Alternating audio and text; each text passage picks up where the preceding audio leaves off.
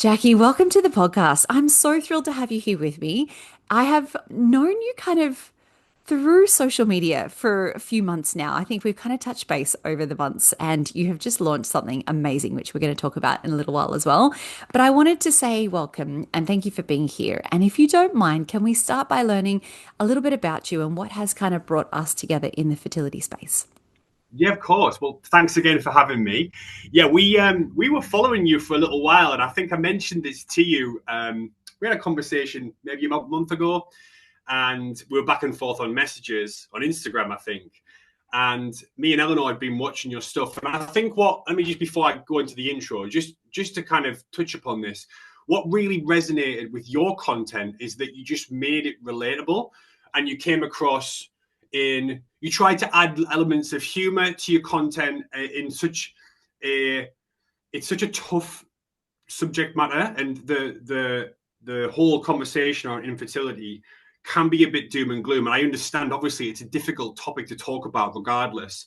If you're talking about or involved in infertility or the fertility world, it's a struggle, right? But you added a really nice, refreshing edge to it, which we loved, and we might have even taken some inspiration with some of our stuff that we do in our stories and stuff. So, yeah, thanks for that. But yeah, Jen, thank you so much for having me. A little bit of an intro on myself. So I'm Jacky. I'm one of the co-founders of Illuma. Illuma is fertility community. I'll come on to that in a second, but we're trying to essentially create a space to help people not feel so isolated. And we were on a 5.5 year, it was just under 5.5 year fertility journey, me and my wife, which started in around March 2020. And we didn't think anything was wrong at the start, and just kind of, let's see what happens. I'm not going to go into it. We'll probably go into it in the podcast. But long story short, went through 3 rounds of IVF. We had 3 losses. We did several things, Eastern medicine, Western medicine. We literally tried everything. We found out we both had kind of like, how we describe it is the full house of bingo of infertility on both sides, myself and my wife. So we did a lot of work on ourselves, and we eventually, after a lot of struggle, we got our miracle in October last year.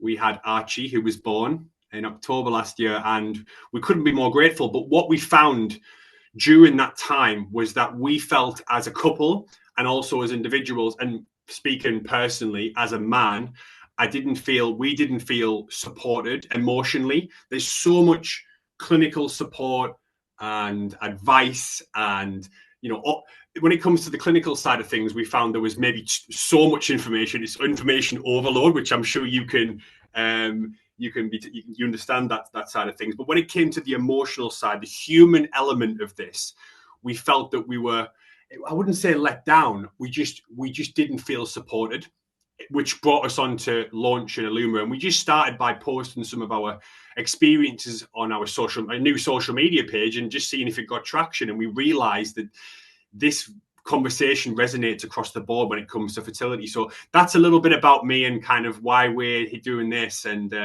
yeah, obviously we cross paths on social media, because that's kind of the outlet, right, where you get your message across. And we just loved your content, and we were back and forth, and now it's brought us to this podcast conversation. So thank you so much for having me. I really appreciate the invite. Oh, thank you, Jackie. That's so kind of you. And I think it's one of those situations, right, where if you don't laugh, you'll cry. And we all do cry a lot through the journey. So we need to add a little bit of dark humor into there as well. And I just think, like you said, it's such a heavy subject matter. We need to bring a bit of lightness to it. And I appreciate that. And you guys do as well. So thank you. One of the things I guess I was really drawn to you guys for was the fact that you were so willing yourself to put your face to the fact that you had struggled to have your family. And when I started going through IVF, it was what, 2017, I think it was. And like there was no one injecting themselves on Instagram, back then. And now you see it quite a lot, and it's become amazing to see that people have become so open about, the journeys that they're going through, but you still don't see a lot of men talking about it. And I get Yeah. asked all the time by my students, they're like, who can my partner talk to? Is there anyone that my husband can go and speak to get support? And like you said, exactly as you said, you get the medical side of things supported really well, don't you? It's information overload. But like no doctor is saying to you, how's your relationship going? What are your stress levels like? How are you coping about this? Have you got any friends that you can speak to? That isn't your doctor's job. So we need an alternative. And I think it's amazing what you guys have put together. But I would love, before we get into talking about Illuma and all the amazing things that you've been able to achieve throughout this journey, can you tell me a little bit about, at what stage did you really find that you were struggling emotionally? And how did it differ between you and your wife? Yeah, that's a really good question. So when it came to a realization that I was struggling, I think that was probably not long after the first miscarriage that we had. Mm, So we're talking, I think it was around 21, 22. It was kind of year one, year two, that, between, 12 to 18 months. And we were kind of, as a couple, we're being drawn apart through the frustration and the lack of knowledge. And because at this point we hadn't really been diagnosed fully with what we actually found out in year three and year four, we were still kind of battling with this unexplained infertility thing. And I do this because, and I just did it, I didn't even mean to do it, but it is like one of those things that you're told which doesn't give you, it doesn't mean anything, in my opinion.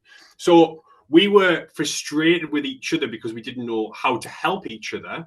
And then when a loss came into the picture, obviously that's something we'd never experienced before. We both lost something that we would been looking forward to for so long.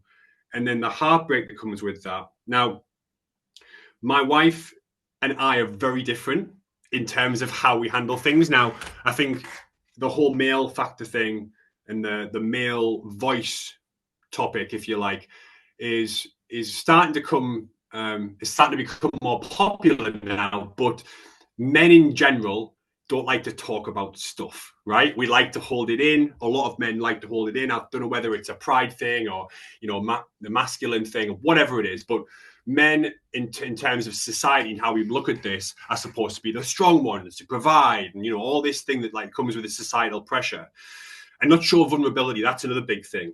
So I realized in those moments, the first, obviously, the second miscarriage that we had, that I was feeling very vulnerable and didn't know who to speak to. I didn't want to speak to Eleanor about it because she's going through it. She is physically going through it and mentally going through it.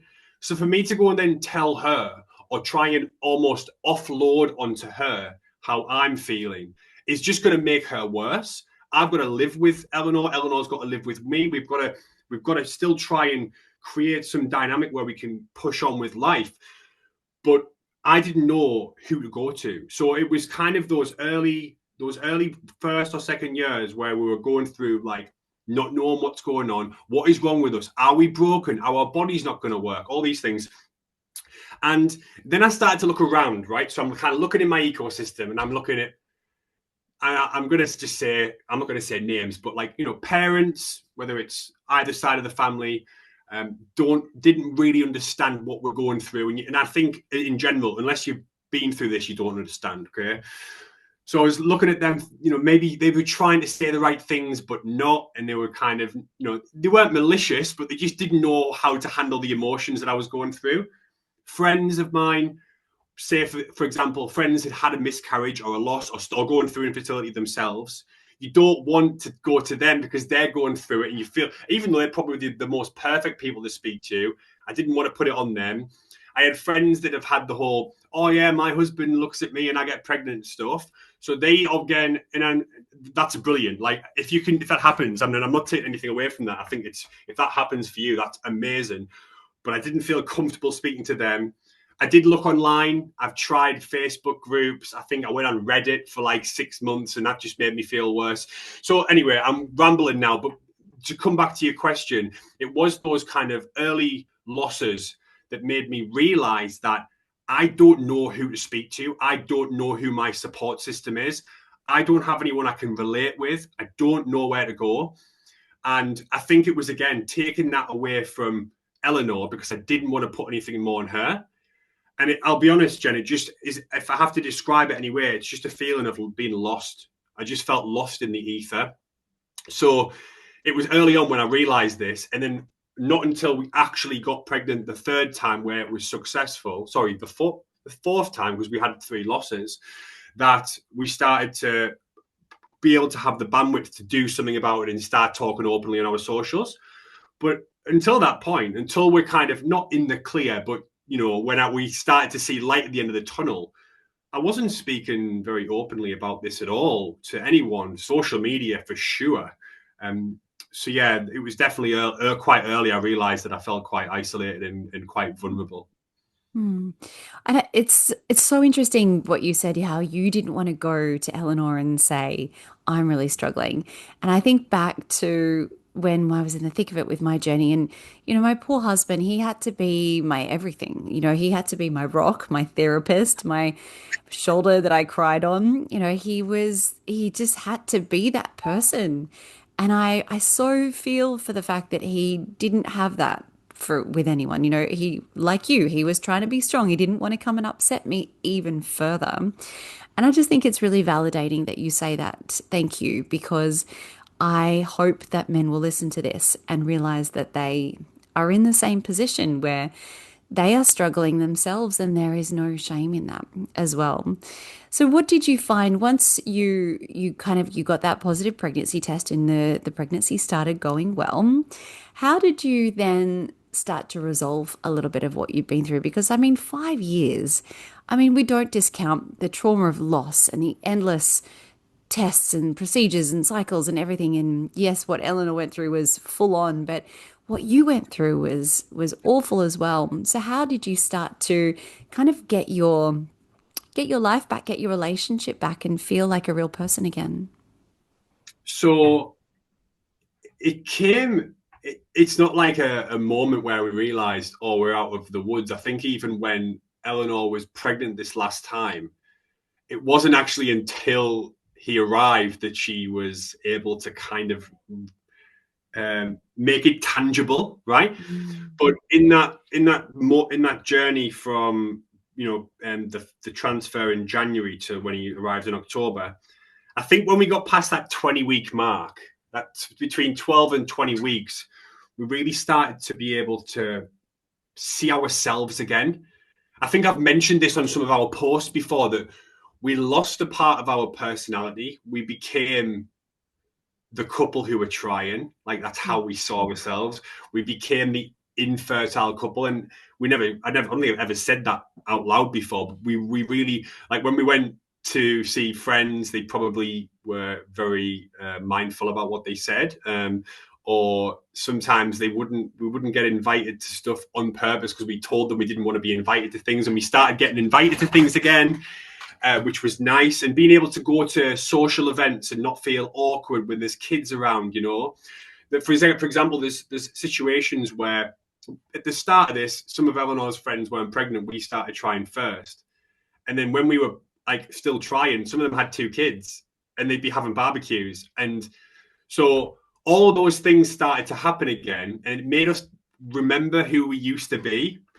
It's quite emotional just talking about it, because Mm.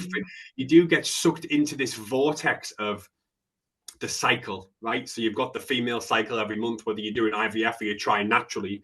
Every 28 days or however long your cycle is, you've got this constant, like, okay, the periods come. So Eleanor now isn't pregnant, and she has to bleed for however many days, and she's feeling really sad, and she's got the emotions from the cycle. Then it comes to the ovulation, right? We're going to get ready, everyone, like all this stuff, and then it's just this whole cycle. So we stopped thinking about the cycle, which was nice. That cycle just disintegrated, dissolved, and it just released such a large amount of tension which was on our shoulders for so long. And at that point, obviously, we started talking about it on our social media pages. Then we started the Illuma page. But it really wasn't until that moment that we could kind of remember what we used to be like. Mm. But yeah, across that time, you are right. I relate to what you said about your other half, which was that you guys are going through it physically. We're both going through it mentally, but trying our best as men to pick up the pieces and to rally us, and like, because it's a team effort. Where I've got a post about to go out soon, which is basically like, no one told us that IVF was a team sport, right? And so it really is, and it really became a team sport. But picking the pieces up, it's like, it's energy, right? You're just taking on a lot of energy all the time. But when I could release the tension and start to see myself again in that fourth to fifth year, was, even now I look at it and I just see such a difference in us, in our relationship, in our intimacy, in our friendships, in our social situations. Everything just starts to come back into the frame. You're just like, this is what we've not been like for so long. So yeah, I think that's probably the time, I would say, that 12 to 20 week mark, where we could really start to see ourselves again. And it was Mm. refreshing, really refreshing. I wonder what you would have said if, we'd recorded this podcast 2 years ago and you were still in the thick of things. And I asked you, how does that feel when your friends aren't inviting you to things because they've had two kids in the time that you haven't even had one? What would you say? I know as a woman how that made me feel, or as a person, but how did that make you feel? Well, in their defense, we kind of told them.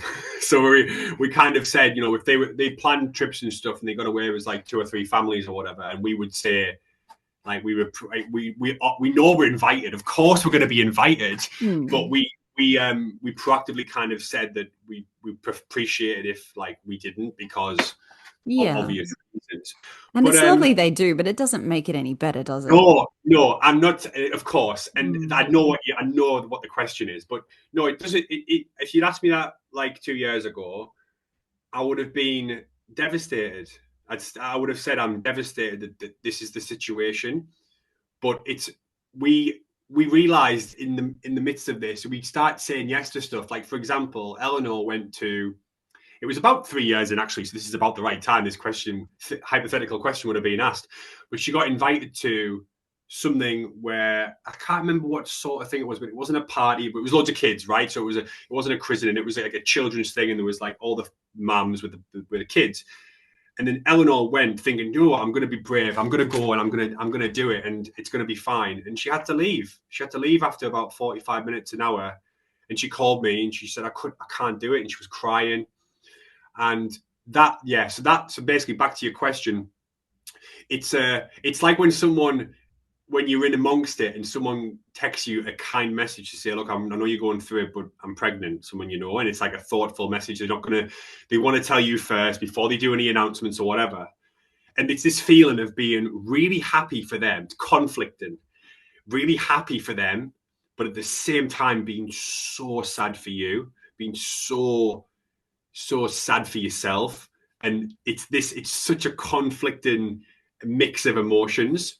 So I think I would have answered that. I would have said that I'm really happy for everyone else who's getting pregnant, but I'm still really, really sad, and sad that we can't go to these social situations, and then we have to protect our energy, because I was saying before, everything's energy, right? And we're very, very firm believers in, if you say yes to someone else, you're most of the time saying no to you. So when we'd say yes to some of these situations where we knew we probably should have said no, we were saying no to ourselves. So we'd go and we'd feel uncomfortable, and it would be, a bit weird. So yeah, it is difficult actually, just thinking about how we used to feel. Because I actually even said to Eleanor in the car this week, it might have been last week, I said, do you remember how we used to feel every day? And she went, yeah.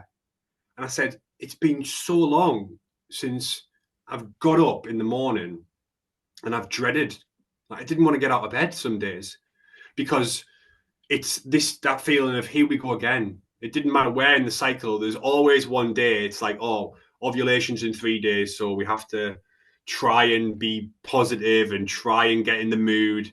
Or it's like, it's almost the end of the cycle. Is she pregnant? Is she not? But you've got that anxiety. Is it being successful? Has it not? And I haven't had that in so long. And so, 2 years ago, I would have had that feeling. But now, sat here, I feel so grateful to not have that feeling. But I know how many other people, and for my view, men are out there sat in their own feelings, trying to hold it together for the team, for the couple, for the household, and just not having any outlet. Mm, it's impossible, isn't it? It takes over every tiny little part of your life and it Literally. completely consumes you. And that what you said is so relatable. And oh, when you got the diagnosis, so you said you had the, was it the whole kit and caboodle of diagnoses? A bit Yeah, like we me, say that the full house, the the bingo full full house. house in Facility. It's an exaggeration, a bit of an exaggeration, but sorry, I'll let you ask the question and I'll No, go no, on to. no. I had a similar issue. We were not unexplained. We had male and female issues. I want to ask you because, we know that male fertility issues account for up to half of fertility concerns these days within couples, and it is not talked about enough. And I don't think that men are having this conversation with their mates at the pub. What's your sperm count like? So I want to ask how you felt when you got that diagnosis, and what did you think that you were going to have to do, or what did you think your future would look like when that happened? So I remember this pretty well, and I had.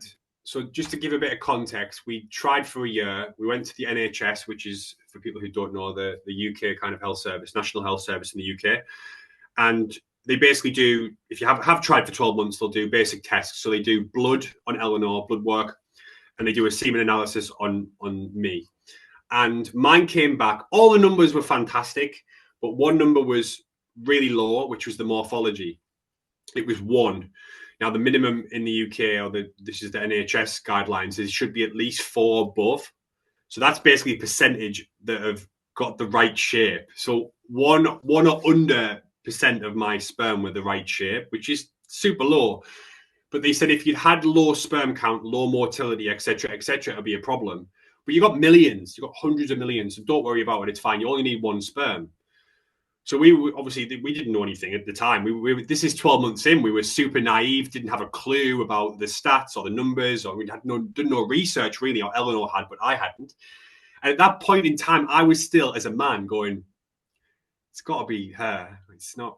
It's not the. It's not me. Like this is the view that I had, and a lot of men do have. And I don't mind admitting it. I feel stupid now saying it, but this is just how society is kind of structured. Is that if someone can't get pregnant, it's because the women have a problem. Well, it's getting better now, but anyway, sorry, I digress. So the the time Eleanor went to do her acupuncture, she was getting acupuncture at the time, and her acupuncturist, I'll mention his name as well because he helped us out quite a lot. It's Ian Stones from Test Him. Big up Ian. He mentioned to Eleanor in passing, he went, has Jacky been tested for anything other than a sperm analysis? And Eleanor was like, no one's mentioned anything. And he saw the semen analysis and he went, you should probably get a DNA fragmentation test. And Eleanor was like, what's DNA fragmentation test? And she come back and told me, and I went, what's a DNA fragmentation test? It sounds like a load of waffle. And anyway, we went down this rabbit hole. Ian kind of introduced me to someone who could do the test. I did the test. It came back and he said, would you like to do a rundown of the results when they come in? I said, yeah, fine. Just thinking nothing of it. It'll come back. We'll be sweet. And we booked it in. It was at our old house. I'm sitting at the computer, just like I am with you now doing this podcast. And Ian comes on and he says, we've got your results. It's not good. And my jaw drops and I'm just like, what? And he goes through this over half an hour, 45 minutes. I mean, in layman's terms, I've got a pencil here. The results are supposed to look like this, right? Mine was the opposite way. It couldn't have been any more the opposite way. So the ones that should have been good were really bad, and the ones that were bad were good. So it was completely outweighed. This is to kind of put it lightly. And he basically said that you've got a lot of work to do to get this to where you need it to be. So lifestyle changes for one. All these things, I won't go into it. You wanted to ask me about the feelings. I remember coming off that call. The call ended and I remember just staring at the screen for probably like 4 or 5 minutes, just like a blank screen. And I didn't even want to call it Eleanor because I felt embarrassed, super embarrassed. I felt shame. This isn't like a proactive thing. This is just like a reflex. I felt that I'm letting her down. And I've described this sometimes as like we pass the baton to each other. So at the start, Eleanor was taking the baton because she's like, it's her, she's getting pregnant, it's her fault. It's the fault game, right? And then I had this result, and then she passed the baton to me. But she, at the time, I was sat at this computer and I had the baton, but she didn't know. So I had to explain it to her that I've got a problem, I need to sort it out. So the feelings were all over the place. And I would say it took me probably 3 to 4 months, maybe even I would say 6 to really come to terms with it. I was doing all the things like no, wouldn't go commando, no heat down there, no saunas, all these things. I even ended up going to another appointment and then found out I had a varicocele, so I had to have that embolized as well.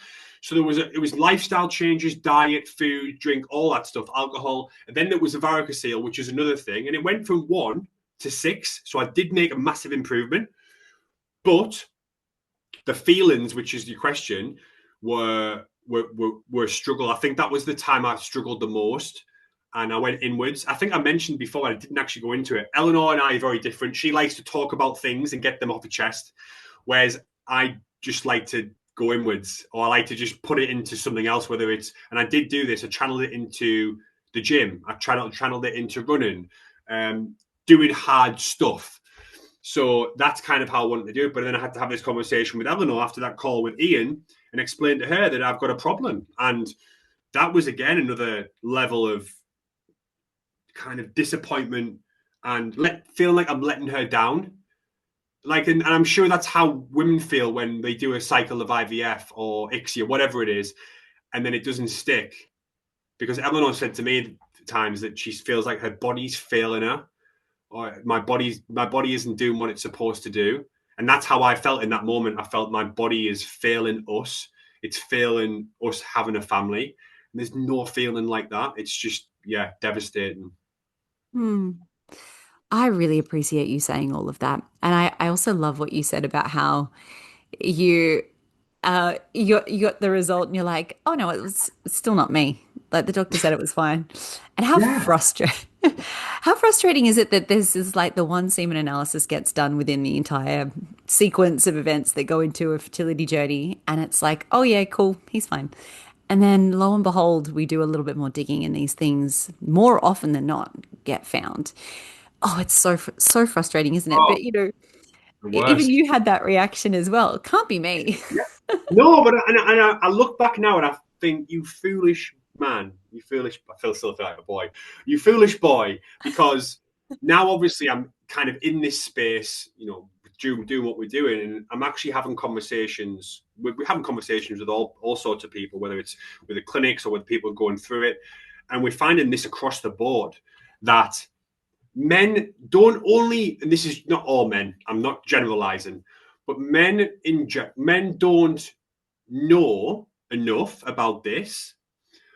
And even when, and I've heard many cases on this front, even when men are not persuaded, but encouraged by their other halves to go and get a test or do this test, they're actually saying no. They're refusing to do it.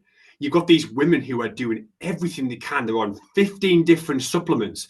They've stopped drinking this and they've stopped eating that. And they've had a laparoscopy. They've had like all the high causes, all these things that you've got to do.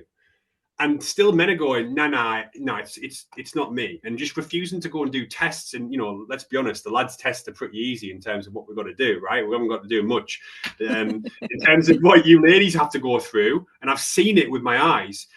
And that needs to change, Jen, in my opinion. That really needs to change. And I'm not blaming men.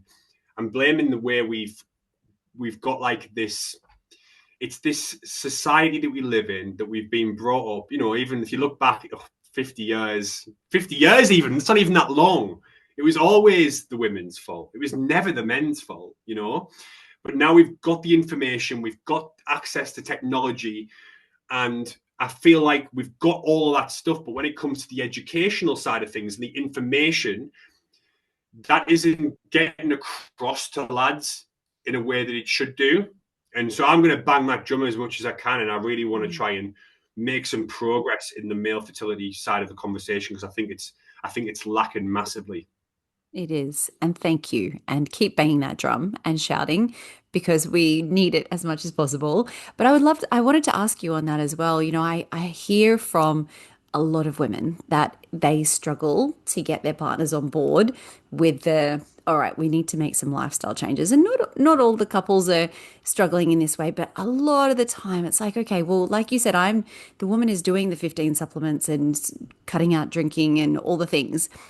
What sort of advice would you give to a woman whose partner isn't really on board? Like if it was presented to you that, perhaps you needed to do this, that, and the other, and you were feeling resistant, like how can we start to get men to get it? Oh, that's a hard question. Put It me on the is. spot there. Um, Oof.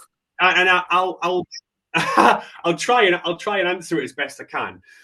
But just to give you a understanding of my journey, because that might maybe lead me on to the answer. As I mentioned previously, my opinion on this was that it definitely can't be me. It was like it was a reflex that it's not impossible, but surely it's not me. It was like this natural feeling, and it wasn't until Eleanor came to me and said, Ian said you should get this test. And I looked at the test and she put it in front of me and she really she held my hand. I think that's maybe the answer. I think for women listening to this, if your other halves aren't being too bullish on the test side of things, or taking ownership of their fertility health, especially when it comes to lifestyle change, things like low alcohol intake or processed foods, energy drinks, certain proteins, or all these things. I think it's it's not their job or their duty, but if they really want to push that side of things, they need to take the lead. They need to be the leader, because when it came to Eleanor, she led this whole thing. She led me to the DNA frag. She then led me through that DNA fragmentation test to do the extra test where I found the varicocele. She was, if I think about it in terms of the diagnosis, she was the leader. She really led the way. She went down all the rabbit holes. She was in all the groups. She was in all the apps. She was having all the conversations, doing all the consultations on Zoom and in person, going to the clinics. She did all of that. And she she made me realize that it is a team effort. I think all this whole team talk that I'm talking about now and this team sport, it really does come down to being a team. And I suppose if you're not a team, you're going to struggle with this. So I actually said this as well a few times, that IVF or infertility in general it really is going to make or break you. And I've had several friends who broke up during this journey because they actually found out once they got into the weeds of this that they weren't a team. And you really find you see someone's true colors when you're going down this. You've got to stick together. So yeah, for women, I would say take the lead role. Take the lead role, do the research yourself, and educate them. Educate your lads on what they could do. Because at the end of the day, look, a test's a test. They don't have to go do any of the stuff that the women are doing, really, in terms of, even my operation was horrendous for the varicocele. I had to have it embolized, and it does feel like you're getting kicked in the nuts for 40 minutes, which isn't nice. But in terms of the tests are, we've got to do one job. I won't mention what it is, but it's one job. And even if you have to get bloods, it's not a lot of work. And I think if you are really, really die hard wanting a family, I think it's the least that you can do as a man, is to contribute to that side of things. So yeah, ladies, take the lead and hold their hands. We need it. Thank you. And it's such a big mental load, isn't it? But I find this frustrating that women do have to take the lead, but who else is going to do it? The doctors aren't doing it. Society isn't doing it. Our parents, can you imagine our dads absolutely not like having this conversation. It does have to come from somewhere. So thank you. I appreciate you being so vulnerable about the fact that you were sort of resistant to thinking it was potentially a problem for you and then being so open to it. afterwards. I think that a lot of men will go on that same journey, and it's nice to hear it from someone else. I would Yeah, love to. I So you hope. go. Sorry, I hope so. I mean, even in some appointments, it wasn't even like, for example, our first round of IVF, and I won't mention the clinic because it wasn't the best experience in the end. And when we found out later, after 2 rounds of IVF, that Mm. Eleanor had PCOS and endometriosis. Oh. Yeah, this is after we'd spent tens of thousands of pounds and had 2 losses. That these things were even mentioned. They weren't even mentioned. And when it came to me, semen analysis, results are there, low morphology, but you only need 1 sperm. And we're going to do ICSI anyway. So we're going to choose the sperm. Don't worry about it. Nothing. And there, you're right. What you said there, I want to touch upon that again. The clinics, or whether it's in the UK, NHS or private, they are, I would say, they just need to do a little bit more work on the investigation side, and not even just saying you need to do the investigation, actually just telling people or letting people know what is available. Like, even just the simple conversation of, have you done this? Did you know? Like, a few did you knows. Did you know that male DNA fragmentation can be a problem? Did you know that polycystic ovaries, blah, blah, blah, blah, blah, right? Just a few little pointers. Those 2 or 3 things could have saved us. We're not going to look back because, you know, we've got our little miracle now. And I don't like to look back that much and dwell on it. I mean, I look back, but not dwell on it. But a couple of conversations with a clinic at the start could have helped massively. But the thing is, you're right. You're absolutely right. And that those conversations aren't happening. And I hope they do more in the future. But because they're not, the women in this team need to take the lead a little bit more. But also, I'm that is a good question. But I think as men, we need to also take more responsibility for our side of this. It is 50-50, and it's becoming more apparent now that it really is a 50-50 infertility problem. So I hope a clip of this gets out and we can get some lads to take a little bit more ownership of their side of things. I wish that was an isolated story. I hear that all the time. That Yeah, I know. and myself as well. Like we had such minimal testing done before we were thrown into a round of IVF, which wasn't successful. And it's just, okay, well, this is the only tool we have. Let's just do that. Doesn't matter if it doesn't work. We can just do it again at the attitude sometimes. And you're right, not all clinics, but there are a lot around, sadly, that will do this. Yeah. Jackie, I would love to talk about Illuma. Can you tell me what was the catalyst for bringing well, first of all, what is it and how did it all come about? Okay, I'll start from the beginning. So we, as I mentioned, we started posting our story online in around early 2025 when we got pregnant, and we started, you know, I said again, trying to come back to ourselves and kind of find out who we were. But we also realized there was a big problem in this fertility space, and we wanted to try and fix it. That problem of isolation for both men, women, and we call it the team, right? Because you are a team. So we started these conversations online, and we were getting, like, really early on, we had like millions of views on our videos, and we were like, whoa, this is ridiculous. Like, we didn't expect it. We just wanted to, if we could help a few people, that would be great. But the traction was really good. So we're like, oh, okay, let's try and build something that can help people. The reason we started doing this, and one of the catalysts, was Eleanor had been on several fertility apps. I'm not going to mention the names, there's loads of them, but she'd been on maybe 4 or 5, and she'd left them all because she found that there was quite a toxic environment. She never resonated with the apps are beautifully like designed and everything looks great, but in terms of what she was trying to get in terms of value, she wasn't getting that. She was actually coming away worse, whether it was like negative dialogue in there, or, you know, women bitching about their other half. So it was just loads of stuff. She wasn't really getting it right, what she wanted. And then from my side of things, as I mentioned, there wasn't really anything for men. There wasn't really any male focused apps or whatever. So, like, why don't we do something for everyone? So we started this online community on a third party. Can't remember what it was. It was called WAP, I think. It was like an online thing where you can just set up a space and people can just join with an email address. What we found is, this is back in August last year, what we found is, because you had to go in, you had to type, and your name came up and your email came up, or we can't remember what it was. It was one or the other. The people weren't interacting, And we found that because we were putting polls up of like questions, and we we're getting loads of people going on these polls and, you know, answering the questions. But when it came to us trying to start conversations in there, it was non-existent. And there was only maybe 3 or 4 people who were really constantly back and forth. And then we started getting infiltrated with people trying to sell trading courses and, oh, you can make £1 million overnight. And we're like, right, this isn't going to work. So we took that down, back to the drawing board. We said, right, if we're going to do this, let's do it properly. Let's build an app where we have full control over everything. So we wanted to integrate 4 main parts, which we found useful. So those 4 parts, we narrowed it down.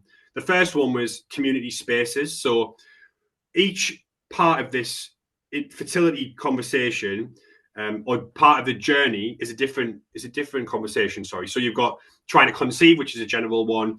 You've got IVF and treatment. You've got the other one I'm really focusing on is male fertility, the male conversation. You've got fertility preservation, people who are just trying to freeze eggs because maybe they haven't found their other half, or freeze embryos. Miscarriage, you've got all these different conversations. And if you're going into groups and everyone's talking about everything, then there's not really any direction. So we're like, why don't we create these groups?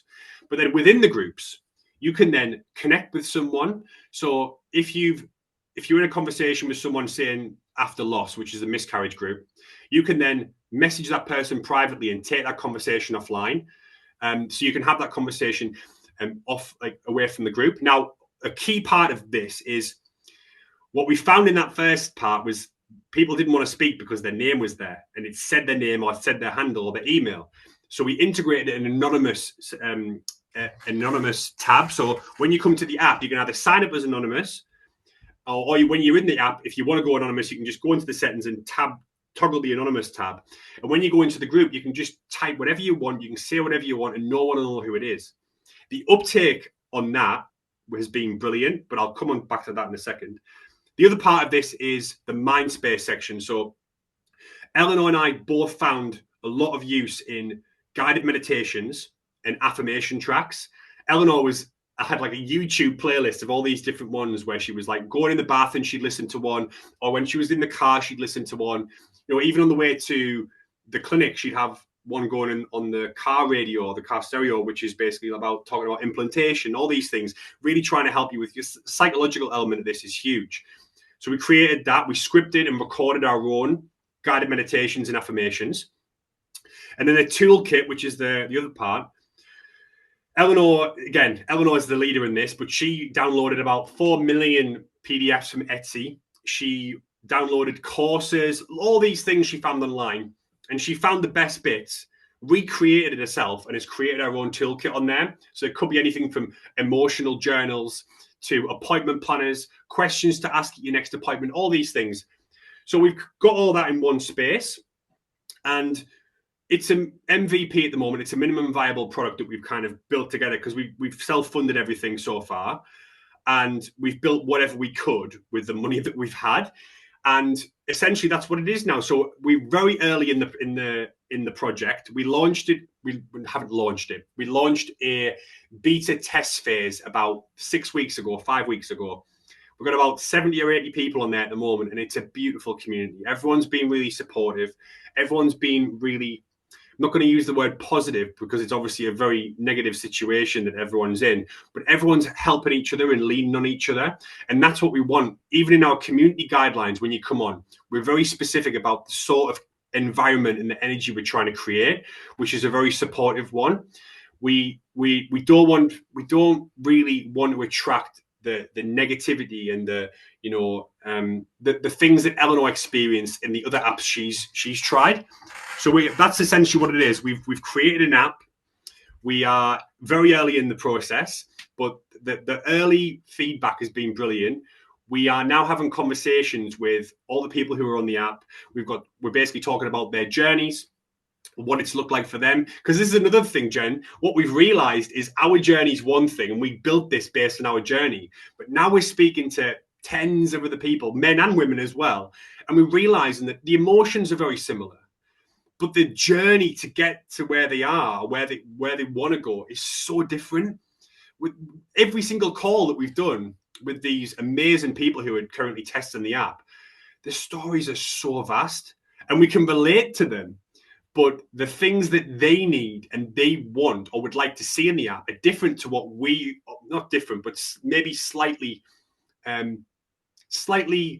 they could do with some tweaks, or some things maybe need to be added, or some things taken out. So anyway, that's what Illuma is. And what we want to be is we want to build the, the the fertility community that we were missing when we were doing it. But at the same time, we know there's a lot of these sort of things out there. We're trying to be different in a way that we want to support the whole team. And when we say the whole team, I've mentioned the people going through it. So let's just say a male and female couple.